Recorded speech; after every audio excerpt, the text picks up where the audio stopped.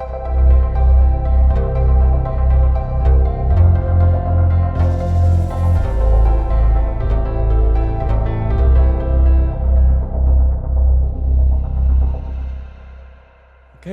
let's get started. Good afternoon.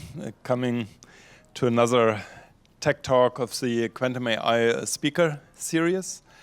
And it's actually perfect timing because today we officially kicked off a collaboration between Daimler and Google to explore the use of near-term quantum processors to do quantum simulations for chemistry and materials research problems as they pertain, for example, to developing new batteries for electric cars.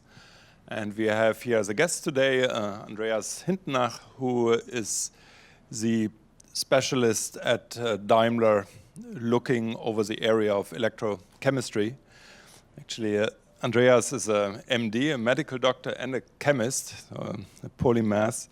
And he got his degrees from prestigious universities. He got his PhD from ETH Zurich in 2010, if I got this right, and then he did a postdoc at MIT. But since 2011, he is with Daimler. And I have to confess, everything I know about batteries, I learned from Andreas. And when I heard him present about it, I thought batteries is, of course, such a crucial element in many technical artifacts that I thought he should spread his knowledge, and many people at Google would probably be interested to learn a little bit more where battery technology stands and where it's going to go in the future. And yeah, looking forward to hearing more from you, Andreas. Thank you very much, Hartmut, for giving me the opportunity. Welcome you to this Post and Beyond Lithium-Ion Insight. We will have different levels of an insight. One will be more close to what's the current state of lithium-ion, and of course, because that will be one of the potential use cases for new, computer-based simulation as well as computer-based chemistry, will be more research-related Post and Beyond Lithium-Ion part. But beforehand, before I dig in the field of chemistry and physics, I would like to use the opportunity just to quickly introduce what the Daimler and with the most known brand, Mercedes-Benz, is doing on the worldwide. Most of our research related to electrochemistry happens in the US, and we have one other representative, Tim McGuire, here from Mercedes-Benz Research and Development North America. You might see that the Californian-based research centers vitally contribute to the field of R&D locations within Daimler. Nevertheless, the headquarters are in Germany, where Mercedes-Benz as a brand, as a core brand, is located. The range of and the importance of batteries in general, you will all have one in your cell phones as well in your computers, but can be underlined by when you think of the high volumes as well of the need of high energy densities, and in particular the safety and lifetime when you think of the whole product range of a car maker or a vehicle related to a company. It ranges from small passenger cars to large trucks, reaches the sub-brands like Freightliner or Western Star in the US, as well as maybe the best known ambassador of the US worldwide, that's Thomas Built school buses, the yellow school buses, because only school buses in the US are yellow, and the rest of the world they have different colors, are not as well known as what Thomas Built buses designed many decades ago. And one subtopic will be on the upcoming talk, the fuel cell, because that is a different application of electrochemistry. You might understand it as a hydrogen battery, because the processes that happen in general are related to electrochemistry, and it doesn't matter for example, for computational related chemistry, whether we do computational chemistry for catalysts that convert a gas into energy, or whether it's a liquid or a solid state. From the computational perspective, it doesn't matter what is converted, which type of chemistry into electricity, whether it's gas or whether it's a kind of a liquid or solid that we will see on the upcoming slide.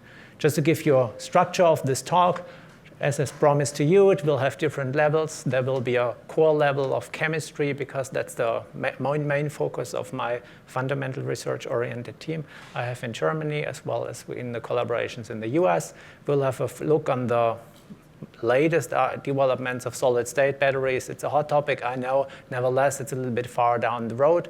And I would like to use the motivation of an insight in raw materials, because that is related to one of the driving forces for the company as well as for me, because this is related to ethics as well as to sustainability. And once we link electromobility and electrochemistry and batteries in general with the label of green chemistry, then we need to take care of ethics as well as sustainability. All those micro trends in batteries actually can be summed more in a graphic way. That's the same both for laptop computers or cell phones, but as well as for any kind of vehicle or aircraft application. It's typical capacity, because that is the time you can operate any kind of battery, for example, the lifetime of your, during the day of your cell phone or your computer, or the driving range of a potential vehicle. Safety needs to be very high. Of course, you don't want to have a fire neither in your trousers nor in your home, and especially not in your garage or on the road. And fast charge and power, of course, in car applications, having a lot of power is helpful and nice to have, but there's always a minimum requirement in terms of quick charging in the field, since most of us don't have time to wait for hours to refill the car or refill another kind of application. And as I had pointed out, sustainability for me personally is the most important driving force, because if we don't take care of that, then we will lose most of the other promised advantages of any kind of electrochemistry. If you have a look on the right side, you will see what it means in terms of translation to chemistry. This is anodes, as well as the electrolytes, and cathodes. And if you think back to school or college, then any kind of battery, and even the lead-acid battery in your car nowadays, consists of an anode. It's one of the electrodes, as well as a cathode. That's the opposite side. And in between, there typically is an electrolyte that can be water and acid-based, like in lead-acid batteries, can be an organic flammable liquid. That's the current state of the art in lithium-ion. And in the future, we're hoping that we have new developments in terms of solid-state developments, typically a polymer layer, or in ultimate solution, kind of a ceramic interlayer that is the most stable but the most complicated solution. But just have a look on the current state of the art. That's a comparison of cell chemistries. Most of you might not know this kind of presentations. That's why I explained you the axis. On the left axis, you always see the power. On the on the x-axis, you see the energy. On the y-axis, you see the power, always related to the volume. Because in almost any applications, in the cell phone, in the computer, in the car as well, in the aircraft, volume matters. For the car, volume is the most crucial part, actually, because there's almost no volume left to put a battery in without having a compromise for all the passengers. This so-called volumetric gravimetric energy density is the important field with which we differentiate any kind of chemistries. And what you can see from lithium-ion, it more or less is a pretty large cloud fulfilling most of the requirements we are looking at. And if we have a look to the near future, that is about in the mid of the 20s, there's even a more energy-dense chemistry upcoming. That is what you might know from newspapers and other research articles. That's in particular the solid-state chemistry, where the liquid electrolyte will be replaced by ceramic layers, increasing the energy density and increasing lifetime. Nevertheless, the maturity of those applications, and you will see that later on, is not yet there where we need to have it. For the upcoming chemistries we are working on, that's in the end of the 20s. These are the more sustainable chemistries where we try to replace, for example, all the toxic materials that we still need in the batteries nowadays. For example, cobalt and nickel by sulfur. Could be air as well, could be oxygen. Nevertheless, most likely it will be something like sulfur, because it's an abundant and extremely cheap material, and will be a long intermediate step before we reach the goal, adding something like oxygen or even the full organic batteries. The organic battery will be the last part of my talk, because then we get really to the post-lithium-ion state where we get rid of any kind of metal ion. Then it's fully organic, fully recyclable. It's almost a compostable battery. It's not fully compostable, but it's made of organic materials. We can do this, pardon?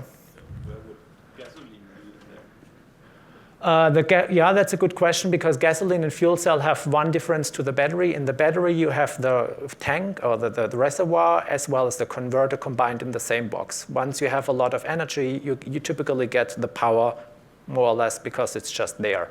In gasoline, you have the reservoir with the gasoline, but the engine, the combustion engine, is the converter. So you can scale the energy, that's the gallons of gasoline, independent of the power output. Provided you have 100 of gallons, but a 2-cylinder engine, you won't have a lot of fun, but have less fun for a long while.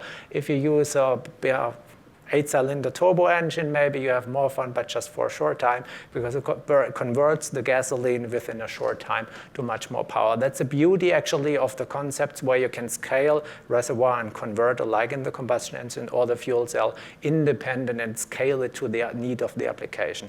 In the world of batteries, we really need to take care of those cloud curves, actually, or the cloud space, because we need to take care. We can have extremely high energy dense materials, but almost no power. And then it becomes feasible why you cannot power, for example, a truck based on those chemistry, because you need a minimum power, actually, for example, to operate a cell phone, to operate a CPU in a computer, or to operate a car to drive it uphill. That's actually one of the killer reasons why we cannot use this beautiful wide field for vehicle applications. Or, in other words, not yet. I do the same, actually, for the power output. I will dig in the field a little bit later on. Typically, you see that most of those curves or spaces in this diagram doesn't have a huge field where they meet each other, overlap each other. There are different types of chemistry with different types of strengths related to power or related to weight or related to volume. There's not a kind of a one-size-fits-all solution in the field of batteries.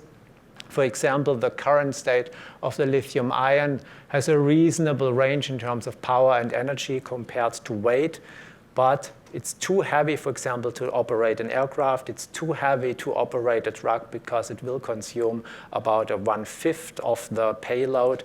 There might be applications where it's feasible to use heavy batteries, but in most applications where weight really matters, batteries nowadays are just too heavy. That's one of the reasons why, for example, and I will show you later on, that we dig in the field of lithium sulfur, which is considered to be a very lightweight but still powerful and energy-dense material. Before we go in the field, more in the deeper field of chemistry, I would just to show you what happens when you get from what you typically read in research articles or newspaper articles, that there might be a breakthrough. Typically, those breakthroughs happens on the cell size, that is more a coin type or a small credit card shaped cell with not very much energy, but it's based on a cell evaluation, where you just evaluate the weight and the volume of a smaller cell. Then you are typically on the left part of the diagram just evaluating cell chemistry. For any kind of application that needs multiple cells, for example, a car, a larger laptop computer, or an aircraft, you might need a series and parallel connection of multiple cells just to increase the energy, because you might need more than 100 yards to drive or more than a few minutes to operate the CPU.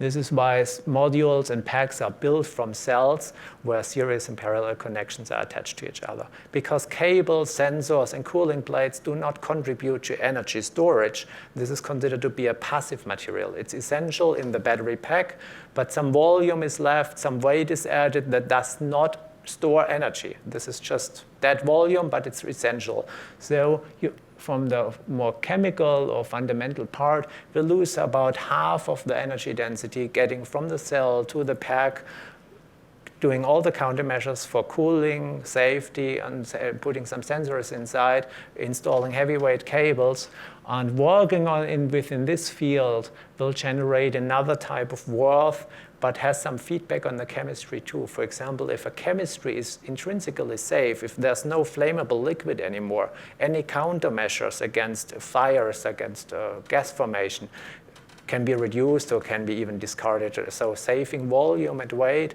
and reducing some other countermeasures increases energy density on the pack level significantly.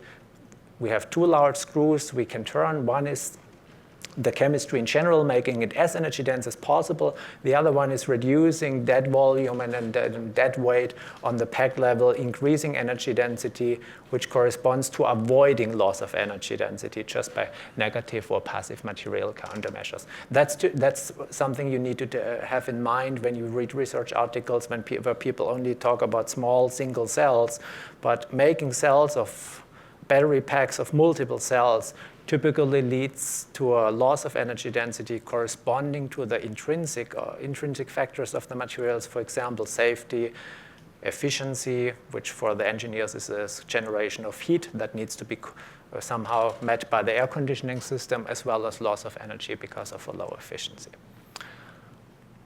If we compare this because we will need the background, I guess, for the upcoming talk. If we compare this for 3 different types of cars, I've used the smallest car we have in the company. This is the E-Smart, as well as a passenger car as a truck, and compare different type of chemistry. The typical lithium-ion actually is not yet a one-size-fits-all, but it's a pretty well-known and acceptable solution for the next maybe 5 to 10 years, with some drawbacks in terms of cost, with a very poor efficiency and a very poor sustainability. But it fulfills the request between driving range as well vehicle cost very well, and it's widely accepted and not yet fully understood, but quite durable for at least 5 to 10 years. If we go on to scale this a little bit for the more larger vehicles, then of course a larger vehicle, and this corresponds a little bit to Hartmut's question, has much more volume left for the battery pack. And if you think of a box with a cell inside, just on a relative scale, the surface to volume ratio changes a lot. You can put much more volume inside the same box and don't have, almost have no left volume that you lose actually for cooling requirements. This is why one of the reasons why driving range and the cost ratio changes when you scale from a small battery to large battery packs and get even to extremely large systems, for example, for truck applications. I've derived the numbers from what we had filed together with other OEMs to EPA. This is why I could put the numbers in. But if you have a look at the vehicle cost scale, it's not a typical Mercedes-Benz cost scale. I think we have used average numbers that includes even much cheaper cars. But on a relative scale, that's always true for any kind of car system, as well as for the truck application. And I will just show the summary because you will easily point out or find out that the uncertainty for lithium-ion nowadays is pretty high. The difference between worst and the best case for a driving range of 1,000 kilometers of overall range, 500 to 700 miles in general, is very high. This corresponds to the material research we are at the moment. The classical lithium-ion will be somehow exchanged by an evolutionary step within the next year, increasing energy density, but increasing energy density on the system level too. This is the best case scenario. If this doesn't work, and this needs a lot of help from organic chemistry as well as computational chemistry, then we are on the curve of the worst case, that vehicle cost stays where it is. It's too high actually to meet the mass markets, and because some of the numbers from the cost level were derived from General Motors, you won't be able to build a mass market car in the range of 500 to 700 kilometers of driving range for the typical US price, $25,000 to $30,000. So then 100% of penetration within the market won't be possible at that point. Yes, please. So the bigger is the driving range, yeah, the broader is the range of the vehicle cost. I would imagine that the bigger is the driving range, the more narrow is the scope of vehicles that can actually drive that, and those will be very expensive. I didn't hear it full. It seems to me that in your plot, the bigger is the driving range, the wider is the gray area. Now I got it. I'm sorry, I just didn't hear. Yeah, I got it. Yeah, that's correct, because the larger the batteries, the more weight you put to the vehicle, the more countermeasures are necessary for the crash structure, for safety countermeasures. And this is the uncertainty, because it's highly driven by the law. It's somehow driven by physics. You can do a lot of on a technical scale, but it's pretty difficult actually to meet all the standards, for example, in China. And most of the uncertainty above the $40,000, just for this example, that's just a relative example, is just driven by pack development, where a potential development on the vehicle structure, the crash structure, adds a high overhead of cost, because then the pack on itself needs to be safer than the overall car. Or in other words, you need to put all countermeasures in the box, in the battery pack, are not allowed to use the car itself as a large crash buffer anymore. This is the uncertainty. So it's not driven actually by chemistry, but it includes a lot of regulations. But any kind of moving objects in daily life, vehicles, buses, aircrafts, are part of public regulations driven by law. And of course, differences between nations somehow influence this uncertainty. Nevertheless, it can be driven down, but it will never be a kind of a single curve that worst and best case will meet each other.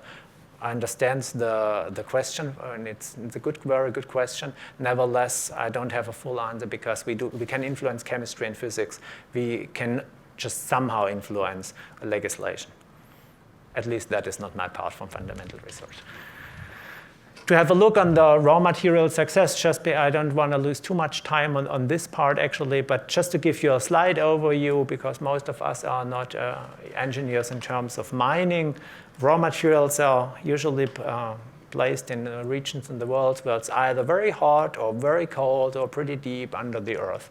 Most of the raw materials we need for battery-related applications that usually found in the Republic of Congo, as well in Cameroon, that is cobalt, as well nickel, sometimes mangan. But those metals are the most important elements we need for energy storage. This is related to how you can oxidize materials and reduce those materials in terms of chemistry.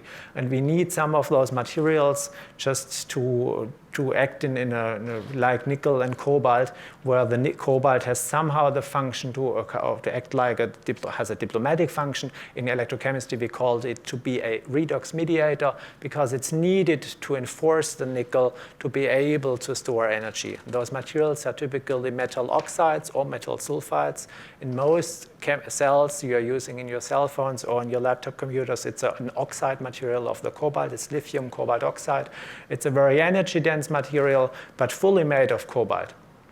And in the upcoming slides, I can just show you that supply and demand, even without digging in all the small numbers, doesn't meet each other very well.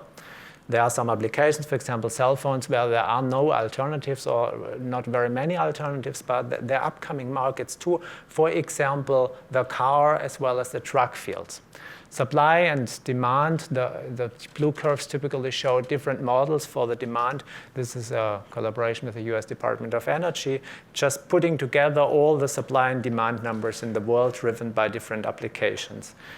The curve for the last computational effort we did, this was in mid of 2017. It was about met by the computational models, was somehow met by mining industries. So there's a lot of stockpiling. But if you look a little bit further down the road, when EVs in vehicles as well as in trucks might have a certain part of the share of the overall market, let's say 1 to 10 to 25 or 35%, and it becomes pretty obvious that even in 25, in a moderate case scenario, supply and demand doesn't meet each other very well. That cobalt is one of the crucial elements, and I guess you know that maybe, so even from newspapers articles, is a pretty rare material. It's difficult to mine. It has some ethical issues because the child labor is somehow involved, in particular in the Republic of Congo, and this is one of the ethical issues a tier 1 supplier should have or should take care about, because you can label it to be a green element somehow if you take care of all the refining processes and all the chemical processes that happen in the refining of those elements. If the sourcing in general is somehow linked to a situation that doesn't meet our ethical standards, it will never be a kind of sustainable way to enable electrotraction of a vehicle like electromobility or an electric vehicle. If we build the model, and we do some pretty complex modeling for that, but you can just put it down because that's public. I can use numbers that we can easily show and share. If you just use a linear approach and just convert some share of the overall EV market, like passenger cars or trucks, use all the cobalt resources we know, and we know them very well, as well as the reserves, and make some assumptions for a EV market share, for example, 11 or 25% of passenger cars that are converted to full electric cars, you can describe the cobalt supply just easily in terms of megatons or kilotons that are needed per year. And the pretty rough translation of all those numbers is, if you take into account the chemistry that will happen in most of the labs during the next about 10 years, it's about possible to build 100 million of mid-size sedans, 60 kilowatt hours each, with all the cobalt resources we are aware of. Just to give you a rough estimate, 85 to 100 million of passenger cars corresponds to what all the car makers produce within 1 year. So 100% penetration within the market won't be possible with the current state of the art of technology we are using in all the applications like laptop computers or electric vehicles. This is one of the huge motivations we have to dig in fields like lithium-sulfur, beyond lithium-ion, as well as some solid-state applications where we can reduce the cobalt to a minimum or almost replace it. Get rid of all the toxic elements, the rare elements, and the pricey elements, increasing safety, and this is will be part of our discussion for the computational chemistry. Thinking about, for example, a crystal material for a solid ion conductor between the anode and the cathode, replacing the liquid and flammable electrolytes we're using nowadays, and just taking advantage that we can get rid of other toxic materials too, just because we got a very safe and very stable electrolyte in the middle. As I pointed out in the beginning, I just would like to use the opportunity to remind you that there's more than just lithium-based chemistry, and you will see later on that there's lithium-sulfur, that is the solid state, as well as some polymer-based work too. In the beginning, there is another type of conversion because it's the most simple element in the periodic table of elements. This is one of the reasons maybe why electrochemists like hydrogen. Hydrogen is very energy dense, it's pretty clean. Production at the moment does not, and then to be honest, is made from natural gas. This needs to be changed, needs to be an electrolysis just made from electricity. Nevertheless, fuel cell has some advantages when it comes to large applications like vehicles, cars, trucks, or even aircraft, because it's energy dense, it's pretty lightweight, it's fully recyclable. Afterwards, you just have steam of water.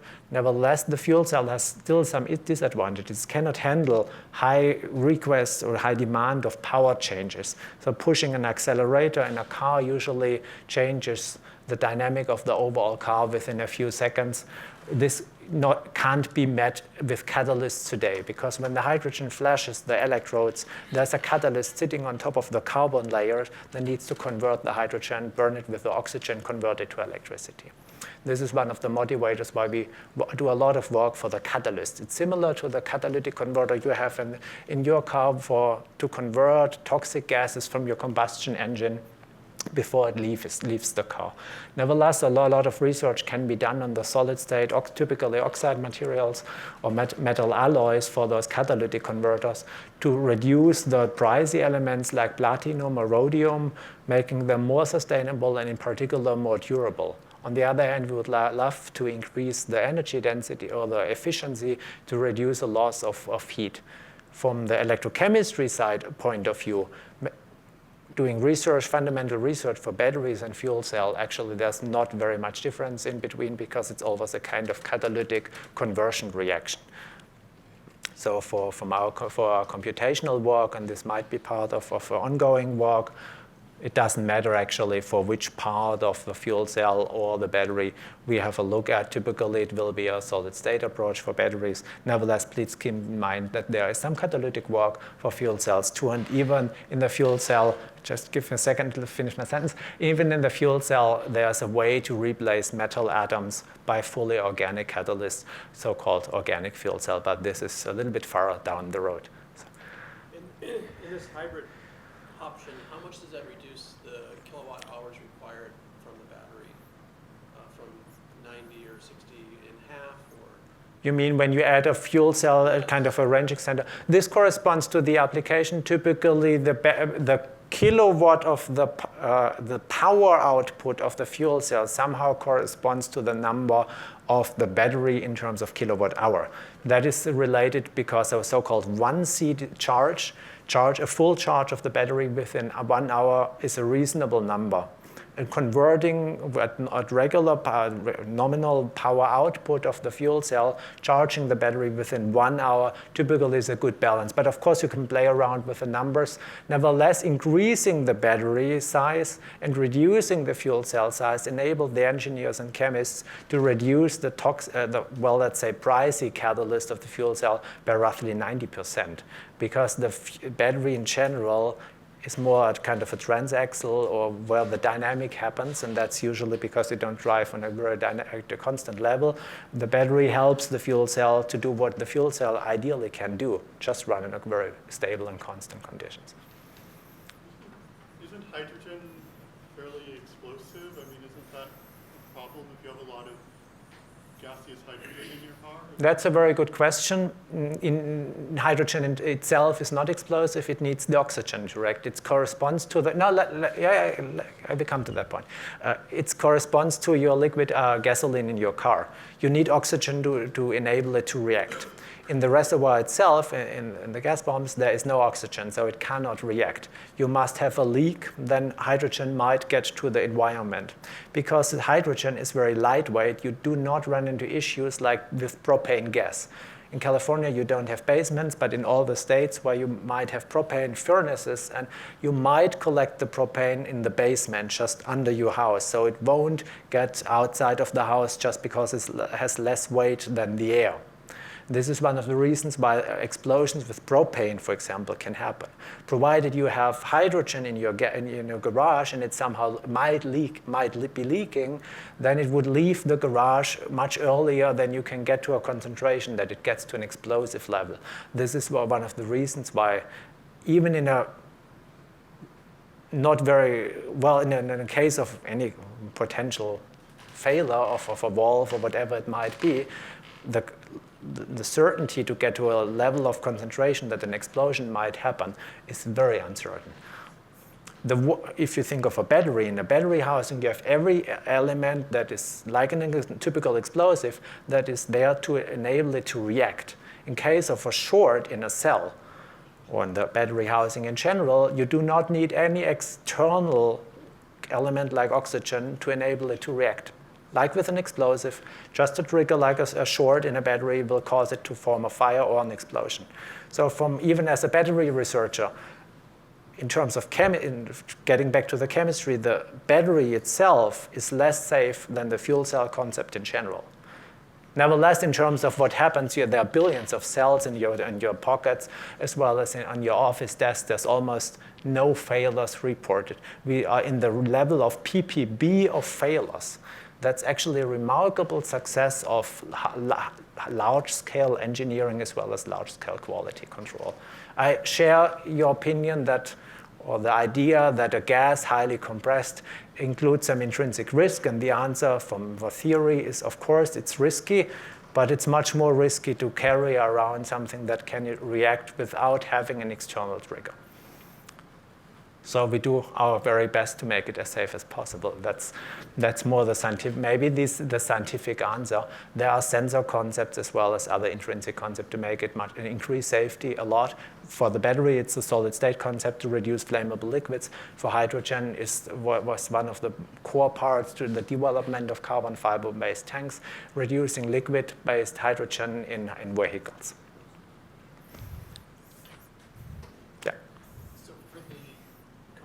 Battery option, would that mean I would have to charge my battery, let's say every night, and then also every week fill it up with hydrogen gas? This depends on the driving cycle, as I've pointed out here, because there's not very much hydrogen infrastructure in the US, in particular outside of California.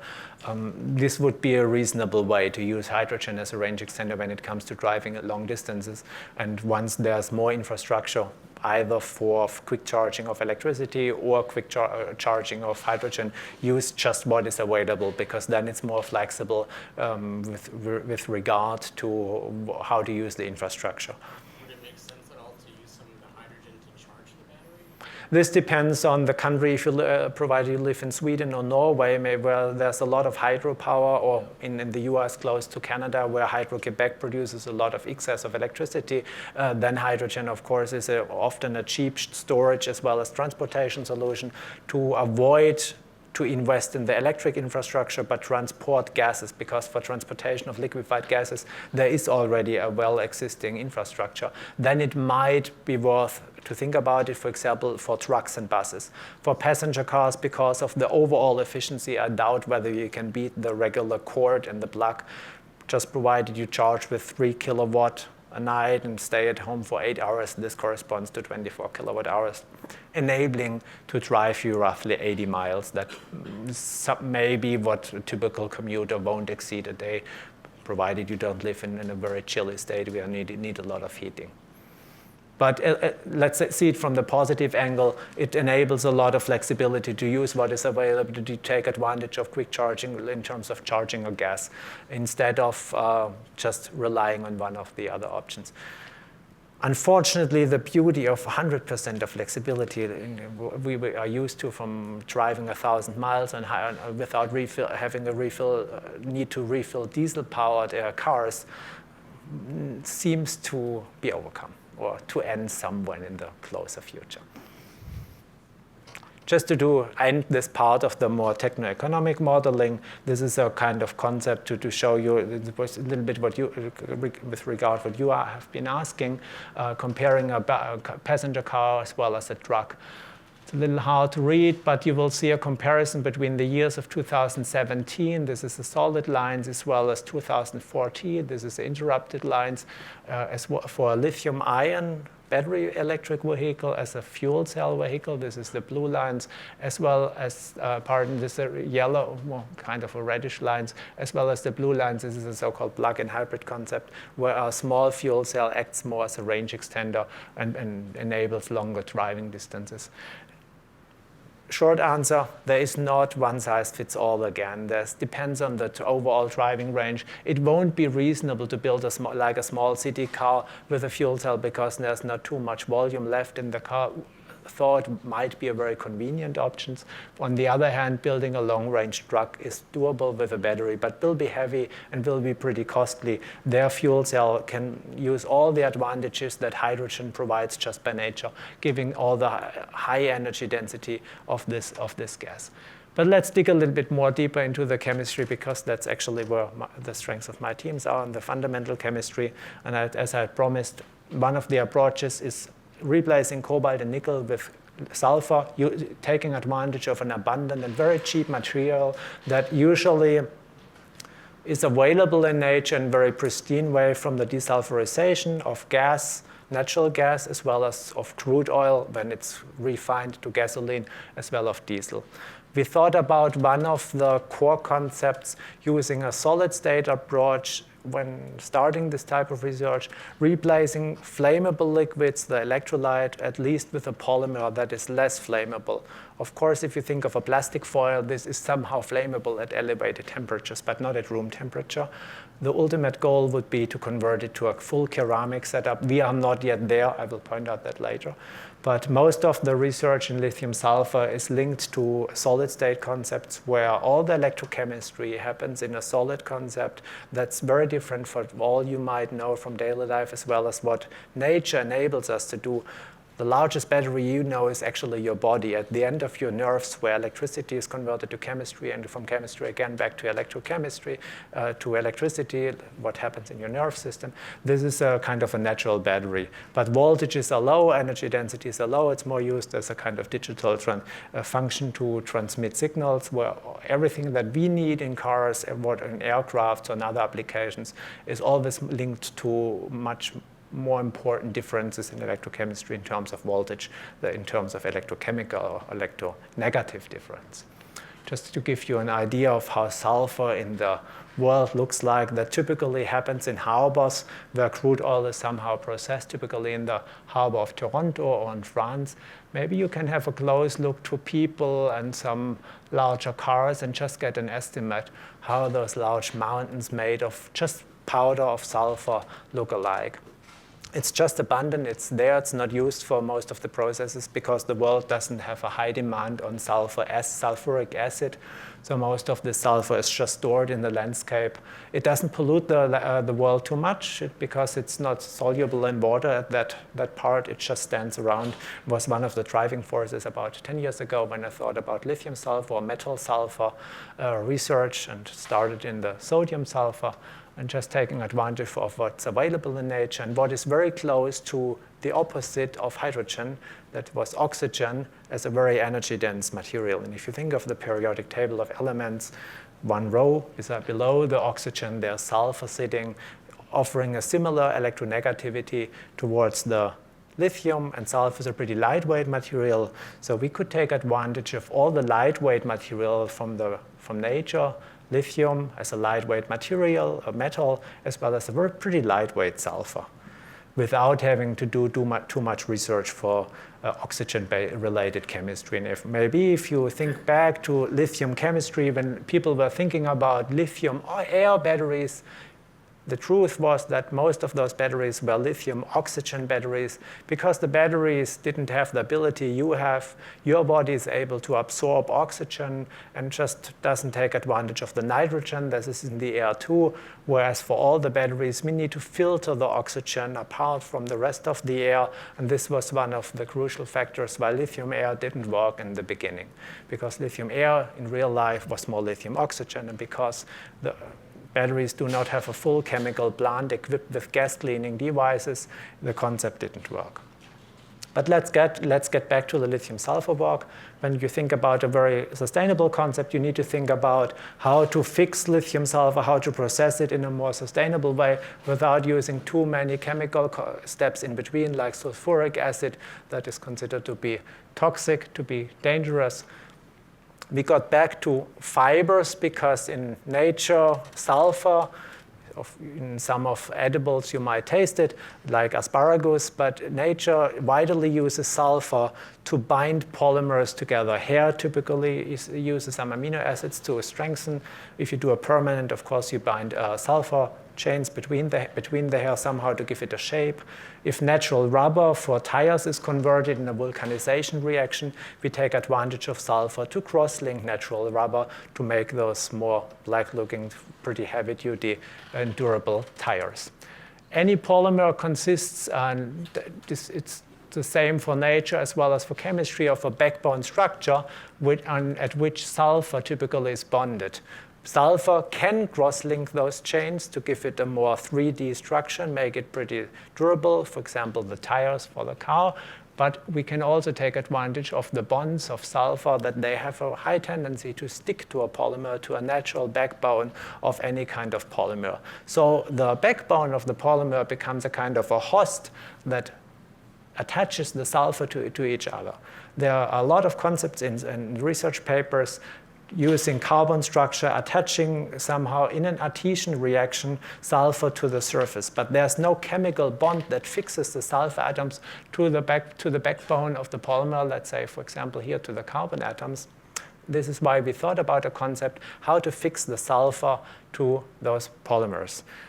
The reaction in general leads to polyacrylonitrile-based polymers that are widely used for clothes that are lightweight for sports like Adidas or Columbia, the more soft fabrics that give this kind of nice feeling of sports clothes. But PAN fiber in general have a wide, well-established industry, so we had no need to dig in the field of polymer engineering, since the chemistry shouldn't happen on the fundamental side. If you convert polyacrylonitrile, the typical known fibers with sulfur, we end up by something we call SPAN, sulfur polyacrylonitrile. It's not a structure in general, or it's not just one structure, it's a wide field of different structures, because depending on the catalysts we are using, depending on the process parameters, we end by very different structures as well as very different hosts. Because the way how we make those carbon structures, there are a lot of differences actually related to how much sulfur can be infused in those structures, how the binding happens to the sulfur, how likely the carbon is to release the sulfur again. There are three major types that are known from literature. One is more a bulky type. with an undefined 3D structures. The most ordered one is the so-called fiber SPAN, where a highly defined fiber, like hair, is produced in a synthetical step with a highly defined surface to volume ratio. As well, there's a so-called monolithic concept that didn't work, just to leave it aside for this side. This would be just processing a huge block of a polymer, infusing the sulfur as you know it from tires, actually from cars, but tires are pretty durable. The same happened for the electrochemistry. Just to show. Is this structure conductive? Pardon? Is this a conductor? Yeah, it can be made conductive. This depends on the structure, how we make it, what substituents we add. We can give it some conductivity. This can have some advantages related to. What makes it conductive? I see only covalent bonds in your structure. Yeah, in this structure, but that's just a symbol for one of all the PAN structures. It can be made conductive depending on how we build the polyacrylonitrile structure. The core structure without sulfur is typically not conductive. This is why we need some, let's say, cross-polymerization to make it more conductive. You will see the chemistry, I think, on the next slides. Maybe then, oops, sorry, on this slide.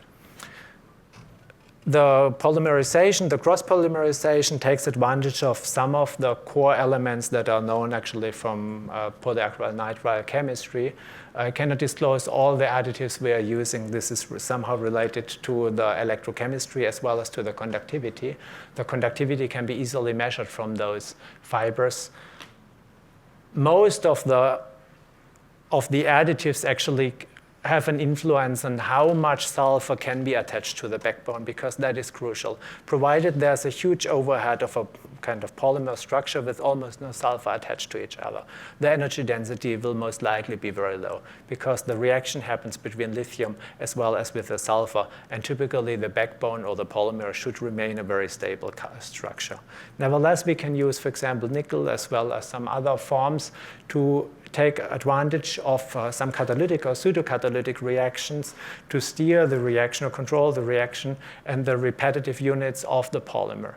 The chain lengths typically are the lengths or correspond to the crystallinity of the material or the pseudo-crystallinity, as well as to the density of the polymer, and somehow control the amount of sulfur we can infuse in those polymer materials before we convert it to the final cathode material. It's a pretty complex concept. I can't fully dig in this field because then it gets, to my understanding, too complex. Nevertheless, if you're interested in that, just come in the break and please ask. The amount of sulfur that corresponds to the energy density of the lithium-sulfur concept in general is pretty close to roughly 3/4. That's about 75% of the polymer can be loaded with sulfur. Maybe this gets back to your question and underlines why the structure I've shown is just a symbol of the PAN in general. Provided you have just a few positions where carbon can be bonded to the sulfur, the percentage would be much less than maybe 10 or 20%. This is one of the answers why we cannot just rely on the typical PAN structures you might know from textbooks, but need to change it in a cross-polymerization where the original structure of the PAN just has a very small percentage of the overall 3D structure of a larger polymer that is more likely to be a protein-like structure rather than a typical technical polymer structure. Nevertheless, if we look at those fiber-based reaction products we get after the reaction, it looks a little bit like hair or the fibers you know from textiles. They're pretty long, pretty huge surface, but almost no volume, and pretty well structured, and pretty homogeneous structures all over the polymer. After potential infusion reaction with sulfur, using some catalytic reactions, we get a well-established SPAN structures, but maybe I may draw your attention to the few pores we get, and we can't avoid them during polymerization. They cannot be filled with sulfur, because sulfur that is not covalently bonded to the surface might be dissolved in the ongoing reactions, form lithium sulfide that is known to be not very conductive, as well as might dissolve or diffuse to the anode, which is lithium metal, and might poison it by a passivation of the surface, just poison it from any kind and avoid any kind of further electrochemical reaction. Just the homogeneity of the SPAN polymer was one of the core reasons why we stayed with this concept. For the conversion of a polymer with sulfur is known to be a pretty difficult step in chemistry because it needs to be highly homogeneous. If you compare two of the concepts we have in technical literature, one is more the fiber-based reaction, that is what you might wear as clothes, as well as bulk, that is a chaotic mixture of a 3D structure. The so-called current density strongly differs. This current density corresponds to the charge speed you can apply to any kind of cell, for example, whether you can charge it within 1 hour or not. This somehow gets back to the question, well, how fast can a car be charged? If it's charged with 6C, then within 1/6 of an hour, it will be fully charged. Of course, 1/6 of an hour, that's just about 10 minutes. This might correspond to what you know from refilling a car nowadays. It's difficult to do that with electrical grid. Nevertheless, it's an important number for battery-related research when the application might be a car. And this is one of the core reasons why we need to pay attention to the current density, which is the more scientific number of electrochemistry. The DMTS SPN hybrid system might need an electrolyte. We got a cathode material, we have an anode material. Now we need the electrolyte in between. As you pointed out, and you have asked about the conductivity before, about SPN and conductivity of the backbone. Once fully blocked and fully coated with the sulfur, it's not very conductive anymore because the sulfur chains are very likely to form bridges, fully passivating and hindering the surface of the polymer to undergo any kind of chemical reaction. If you use a catalytic electrolyte like DMTS or DMDS, we found that it can easily crack those sulfur chains. And if you may draw your attention maybe to the double binding of the sulfur chain, and in the small liquid reaction with the DMTS, we can easily crack those sulfur chains and more or less activate it. If you literally take it like that, then it's kind of the activation of the sulfur-coated surface of the polymer, enabling the sulfur to react with the lithium, enabling it to store energy. And surprisingly, or maybe it's a surprise, but it's easy to describe the chemistry, one of the sulfur atoms remains on the surface of the polymer, building a kind of grain or seed where the rest of the sulfur will recombine in the other type of the reaction, for example, in the charging step. This is why after fully charging and discharging and charging again, the electrochemistry didn't change. It changed a lot in the meanwhile because the electrochemically active, redox-active electrolyte contributed to the charging of the system. But in the end, the solid phase, the cathode, obviously didn't change. There was a wide change in chemistry during charging and discharging. This is what you know from daily life from a catalyst. It somehow takes part, but it is not changed during the reaction. Just skip that. If you compare cycle life, that corresponds to the number of miles or kilometers you might drive within overall of a lifetime, or how many times you can recharge a cell phone, and compare the capacity on the y-axis again. If you just think about the 1Z, that corresponds again to a 1Z charge or discharge within 1 hour. The number of cycles exceeds about what has been reported in literature so far, about by double the number. Typical literature values go to 2 to 300, because sulfur is likely to dissolve in electrolytes. Since we bind it to the surface and it's fully bonded over all the chemical reaction, there's no poisoning of the anode material, and this is very similar to what happens to catalysts, for example, in your catalytic converter or in fuel cells, that once they get poisoned over lifetime, they lose their reactivity and cannot participate anymore in the electrochemical reaction. But finding a concept to avoiding the poisoning or to have a reactivation of poisoned surfaces, we could at least limit in the first step the deterioration of lithium-sulfur chemistries. Nevertheless, the concept of polymer-based lithium-sulfur chemistries is still pretty complex to handle. Sorry for that. Due to time, I just skipped those slides, but I guess they will be online, so you can have a closer look to the spectra that are a little bit difficult to explain. The SPAN cathode in general is coated in a dry coating step to a current collector, because cathode and anode will need two current collectors where electricity can flow through. Those layers are made of solids, as you know it from your lithium-ion cells and cell phones, as well as in laptop computers. In contrast to the cells, we can use metallic lithium foil, which is highly reactive towards moisture as well as to air, but it's fully sealed.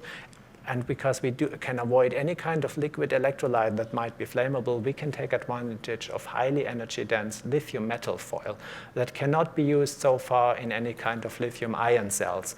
Because the reason why lithium-ion is called lithium-ion, it avoids typically lithium metal foils. Only ions are moving back and forth between cathode and anode.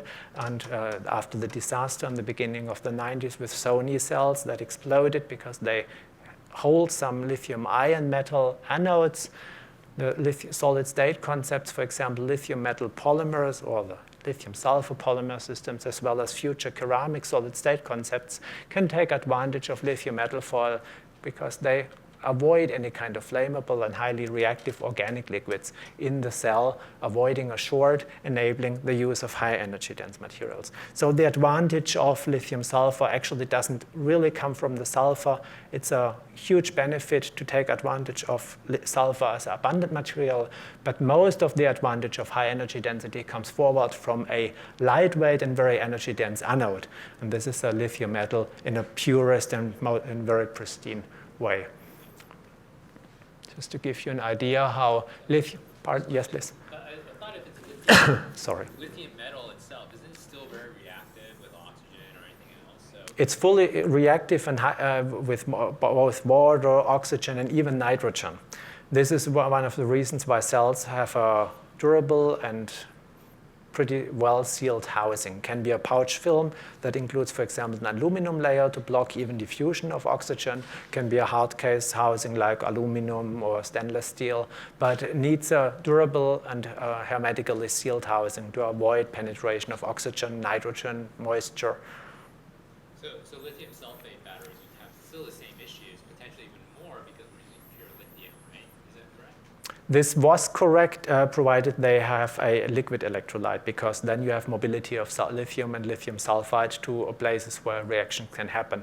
Provided you have an interlayer made of a polymer or even a ceramic, then you can easily control diffusivity of lithium sulfide or hold it too close to the side, for example, the cathode, where the reaction happens in a controlled way and avoid the poisoning on the other side of the lithium.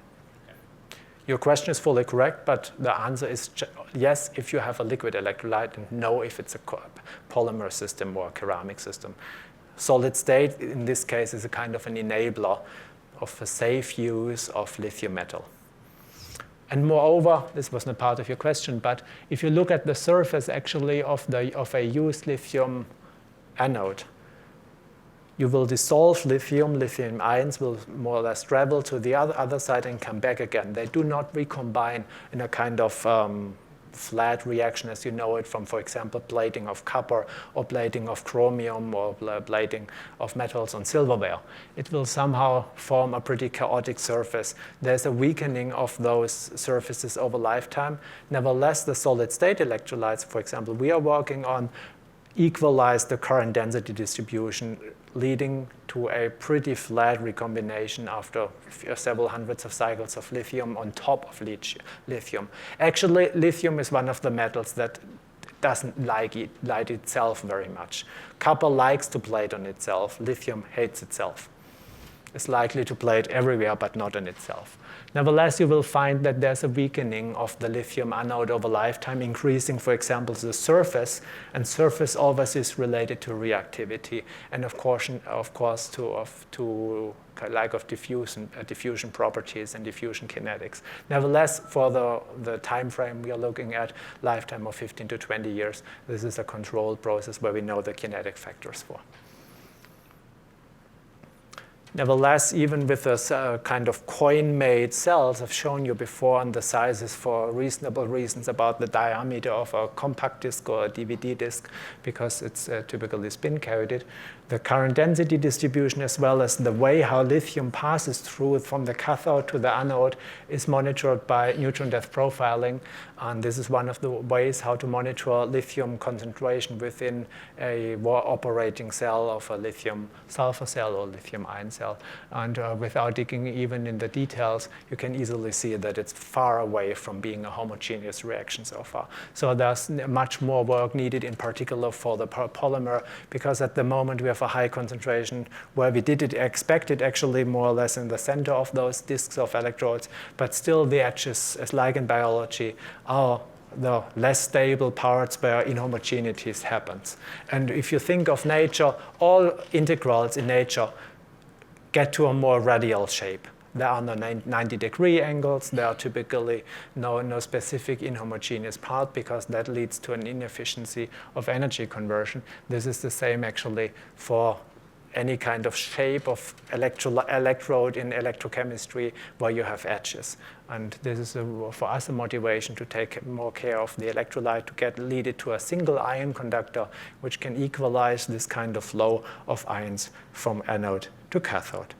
One of the reasons to go to just an insight, because I cannot show any kind of details, but it's part of a Department of Energy funded projects in collaboration with 2 universities in Michigan. This will guide us from the polymer-based electrolyte to a fully ceramic made with a protected lithium metal surface. The setup that you can see here on top corresponds to what you had seen before, taking advantage of lithium sulfur cathodes, but replacing the polymer by a more or less ceramic solid state system that somehow looks like a very thin sheet of paper made of a ceramic interlayer, using lithium metal as the anode, maybe on top of copper, but most likely we will replace even the copper, but using a protective intermediate layer made of an inorganic polymer. So the lithium, and this corresponds to the question whether it's highly reactive, will be protected by an interlayer made of an inorganic polymer-like layer that protects and equalizes the current flow and makes it much more durable in terms of lifetime. The title but had included some beyond lithium work, and this will be the last few slides I would like to show you, because on the long range, lithium is not actually part of any issues about raw material success. Nevertheless, refining lithium, even from seawater, needs some energy, pollutes the environment. This is one of the driving forces. We think back to what happens in chemistry. And every cell in your body, for example, has a sodium-ion pump. It can easily pump in sodiums to the cell, can pump protons, and nature does very well in pumping any kind of metal ions. Since sodium is pretty abundant with sodium chloride, that's the table salt that you might use in daily life, nevertheless, the porphyrin structures can be loaded with other metals, ions too. It does not necessarily need to be sodium. It could be iron, then it's hemoglobin, that's a red part of the blood. It could be magnesium that is abundant too, then it's chlorophyll that makes leaves green. Could be another material, cobalt in this case, then it's vitamin B12, that's very healthy. If it's a low dose material, it's highly toxic if it's too much. Nevertheless, all those 3 structures inspired from nature still contain a metal ion. And if you want to go to large scale and want to have it fully recyclable, you need to avoid the metal, because that makes the large scale organic structure to be an inorganic metal-organic structure. But nature does very well in replacing those ions, because the way how, for example, bacteria or fungus makes the porphyrin structure is a biotechnical process where the overall structure is built before the copper or the cobalt or the magnesium is loaded on top of the structures.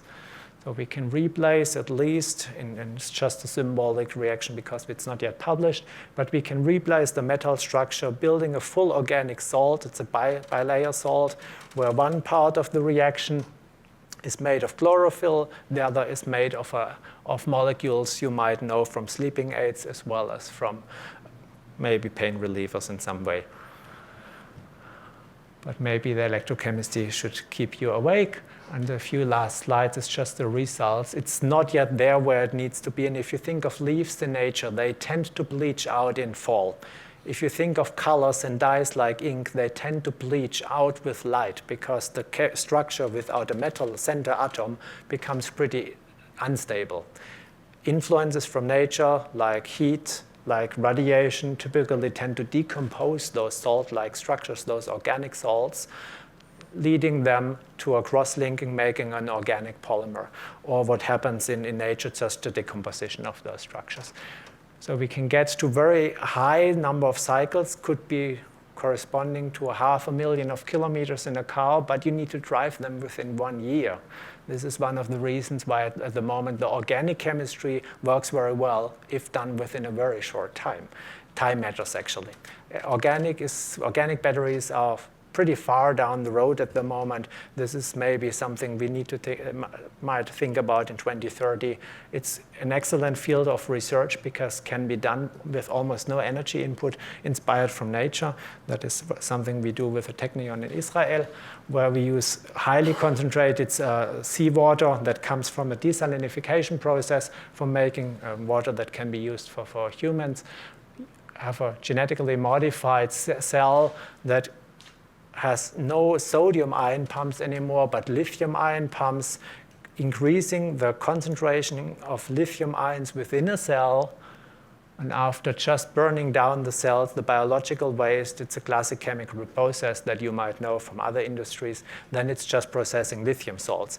But because the initial step is inspired just by a kind of nature where we use lithium seawater or highly concentrated lithium sources and enrich the lithium concentration again using a reaction from nature, we do not invest a lot of energy, as well as we get rid of all the catalysts that are nowadays used for enriching lithium ion salt concentration, for example, in salt products that come from Chile or the desert of Atacama. I just jump over, well, get back to this slide, but that's just an inspiration why we need some computational help actually for this field. When you dig in the field of biotech batteries, you easily get to 100,000 or millions of reactions you need to take care of. And this is, at least to my understanding, nothing that you can do with humans in a lab. That is why computers will be needed, or computational help will be needed for this field, at least to filtering out the most promising compounds. And I think this is one of the most inspiring aspects maybe of future of electrochemistry. In the meanwhile, there's a long aspect of at least 10 years making chemistry safer, more durable, increased recyclability, and I think this is truly a positive perspective for the future. With that said, I would like to thank you.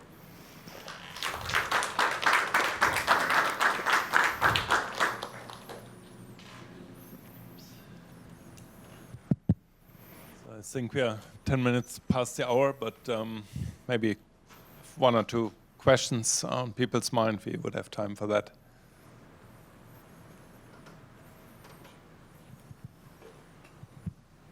Thank you very much. That was a really, really nice talk. I had maybe a bit of a technical question for some of the lithium-sulfur cycling data. Was that on like a coin cell? No, based on a 12-centimeter diameter disk cells. That's a typical format we built.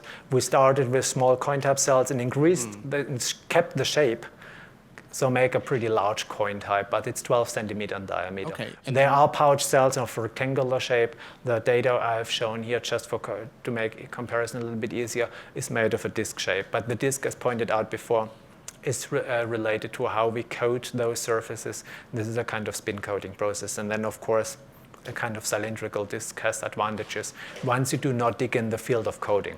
Okay. And since we are not engineers, I just need to keep the spin coating as Sure. So my follow-up question could you tell me what the loading density of sulfur was, like areal density?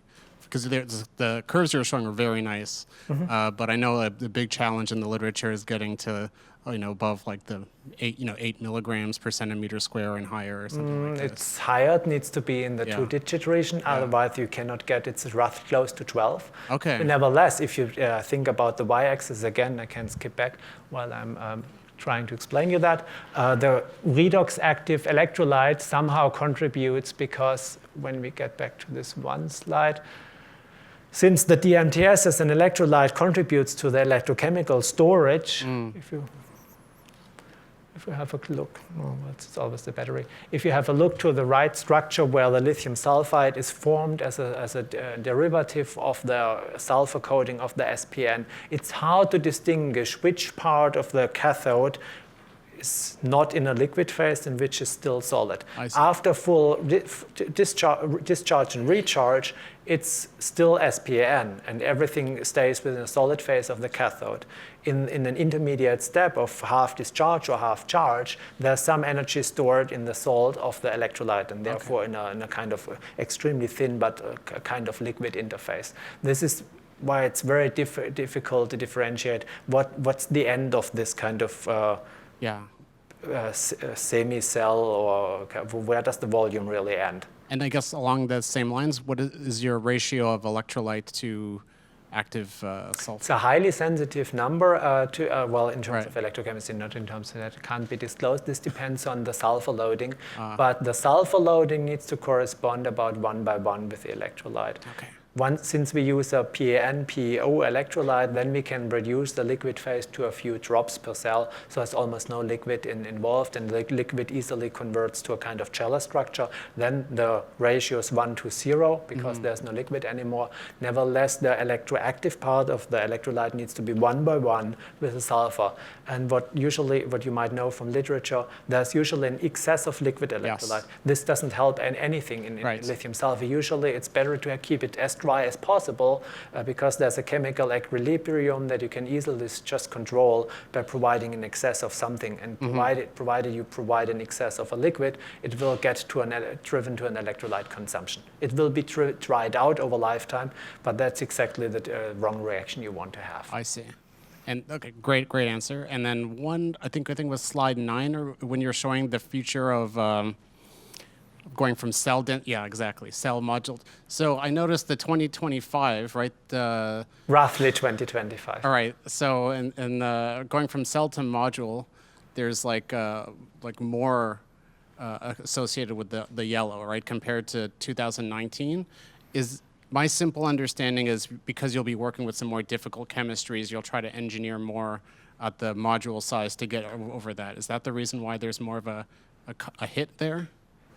In a way, depends on the chemistry. If we stay in an evolutionary phase of lithium-ion, the numbers on the right side in 2025 will be higher because we might be able to reduce a loss of passive material. This was related to why I told you it's roughly 2025. It's a sensitive point actually in research, because what happens in research nowadays might be driving on roads in 2024 and 2025. It's a typical 7 years difference from now to 2025. And provided we get close to something like a full solid state concept, then the overhead of passive material is significantly reduced. I see. If we stay with very energy dense but highly reactive materials, like for example nickel-rich oxide materials, then those right numbers will be even less. Okay, perfect. Thank you. So just enabling the solid state concept will help us a lot to keep the numbers on the right, on the pack level, much higher than today, just because we get rid of safety countermeasures. Right. Thank you.